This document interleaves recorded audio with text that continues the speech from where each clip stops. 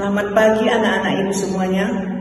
Sekarang kita jumpa lagi dengan Ibu Nurbaiti dalam mata pelajaran PPKN. Adapun materi kita yang lalu adalah filosofi paham kebangsaan. Sekarang kita lanjutkan dengan materi hubungan paham kebangsaan dengan nasionalisme. Adapun tujuan pembelajaran kita pada hari ini adalah bahwa peserta didik dapat menjelaskan dan menganalisis dasar-dasar filosofis paham kebangsaan dan nasionalisme dalam konteks menjaga keutuhan Negara Kesatuan Republik Indonesia atas kasus sengketa batas wilayah. Buka buku PPKN kelas 10 halaman 169 dan juga baca internet. Hubungan paham kebangsaan dengan nasionalisme. Pengertian paham kebangsaan. Paham kebangsaan merupakan pandangan, perasaan, wawasan, sikap dan perilaku suatu bangsa yang terjalin karena persamaan sejarah, nasib, dan sepenanggungan untuk hidup bersama-sama secara merdeka dan mandiri. Sehingga setiap warga negara bisa merasa setia, terlebih pada negara dan bangsanya sendiri. Dengan kata lain, setiap warga negara wajib menanamkan rasa serta jiwa nasional pada bangsanya. Menurut Kamus Besar Bahasa Indonesia, nasionalisme adalah paham atau ajaran untuk mencintai bangsa dan negaranya sendiri. Artinya, setiap warga negara Indonesia haruslah memiliki kesamaan cita-cita atau tujuan. Dalam sejarah perjuangan bangsa Indonesia, nasionalisme layaknya kata sakti yang dapat membangkitkan semangat perjuangan bangsa Indonesia melawan penjajah. Jika merujuk pada Kamus Besar Bahasa Indonesia, maka orang yang memiliki ras nasionalisme yang tinggi adalah orang yang mencintai negaranya. Jika merujuk pada paham Pancasila dan pembukaan Undang-Undang Dasar Negara Republik Indonesia tahun 1945, nasionalisme adalah sikap cinta tanah air dan menjaga persatuan bangsa dengan tetap menjaga perdamaian yang ada di dunia. Pengertian nasionalisme dari segi bahasa berbeda dengan Calvinisme.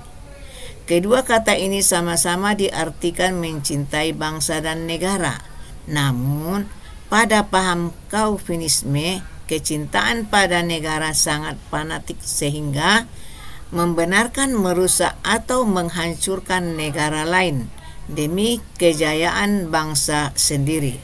Tentu saja paham Calvinisme ini tidak sejalan dengan nilai nasionalisme karena paham Calvinisme bisa merusak perdamaian dunia.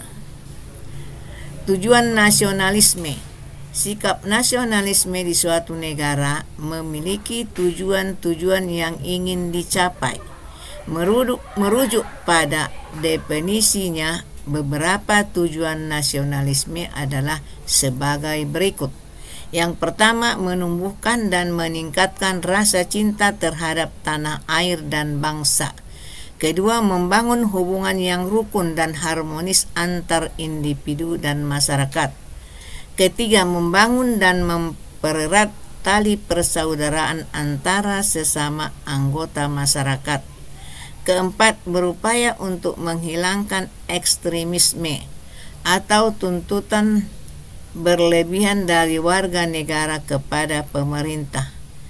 Kelima, menumbuhkan semangat rela berkorban bagi tanah air dan bangsa Indonesia. Keenam, menjaga tanah air dan bangsa dari serangan musuh baik dari luar maupun dari dalam negeri. Ciri-ciri nasionalisme. Nasionalisme dapat kita kenal dari karakteristiknya. Menurut Dr. Andus Sudio, ciri-ciri nasionalisme adalah sebagai berikut. Yang pertama, adanya persatuan dan kesatuan bangsa. Kedua, adanya organisasi modern yang sifatnya nasional. Ketiga, perjuangan yang dilakukan sifatnya nasional. Keempat, nasionalisme bertujuan untuk kemerdekaan dan mendirikan suatu negara merdeka, di mana kekuasaan tertinggi berada di tangan rakyat. Kelima, nasionalisme lebih mengutamakan pikiran, sehingga pendidikan memiliki peranan penting dalam mencerdaskan kehidupan bangsa. Semangat nasionalisme juga tertuang dalam Pancasila, yaitu pada sila ketiga Pancasila yang berbunyi Persatuan Indonesia dengan pertama, rasa cinta terhadap tanah air dan bangsa Indonesia. Kedua, rela berkorban demi kepentingan bangsa dan negara. Ketiga, bangga memiliki tanah air dan bangsa Indonesia. Keempat, memposisikan kepentingan bangsa dan negara di atas kepentingan pribadi dan golongan. Bentuk-bentuk nasionalisme. Yang pertama, nasionalisme kewarganegaraan. Kedua, nasionalisme etis. Ketiga, nasionalisme romantik. Keempat, nasionalisme budaya. Contoh perilaku yang mencerminkan rasa nasionalisme. Yang pertama, mematuhi aturan yang berlaku. Kedua, mematuhi hukum negara. Ketiga, melestarikan budaya bangsa. Keempat, menciptakan dan mencintai produk dalam negeri. Kelima, bersedia melakukan aksi nyata membela, mempertahankan, dan memajukan negara. Keenam, jadi hubungan antara nasionalisme dengan paham kebangsaan adalah apabila seluruh generasi muda suatu bangsa memiliki rasa nasionalisme yang tinggi, maka masa depan bangsa tersebut akan gemilang. Karena apabila generasi muda tersebut memiliki rasa nasionalisme, maka mereka mencintai bangsa dan negara sendiri, bagaimanapun kondisinya daripada bangsa dan negara lain. Sekian dan terima kasih. Adapun kesimpulan materi kita pada hari ini adalah bahwa kearifan lokal adalah ciri khas etika dan nilai budaya dalam masyarakat lokal yang diturunkan dari generasi ke generasi. Ingat, persiapkan diri pada materi yang akan datang, yaitu filosofi paham kebangsaan. Apabila ada hal-hal yang kurang dimengerti, Ibu akan buka sesi tanya jawab dalam Discord.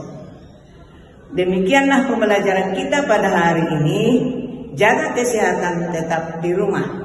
Terima kasih atas perhatiannya. Semangat pagi.